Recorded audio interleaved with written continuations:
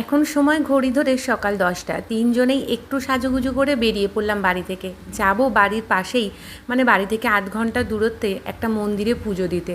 আরুষির জন্য মানত করা ছিল, তো পুজো দেবো দেবো করে আর দেওয়া হয়ে ওঠেনি, তাই আজকেরই পুজো দিতে যাচ্ছি। তো প্রথমেই তো মন্দিরে চলে আসলাম। মন্দিরের একটা পুকুর রয়েছে, প্রথমে সেখানে হাত মুখ ধুয়ে ঘটি করে জল নিয়ে নিচ্ছি শিবের মাথায় জল ঢালবো বলে।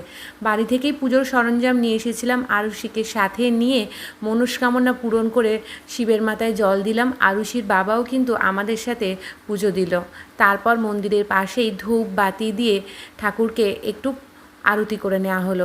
নিজেদের মতন করেই এখানে সবাই পুজো দেয়, এখানে কোনো ব্রাহ্মণ ঠাকুর নেই, তাই নিজেরা নিজেদের মতন করেই পুজো দেয়। আমিও আমার মতন করে ঠাকুরকে ডাকলাম, ঠাকুরকে প্রণাম দিলাম।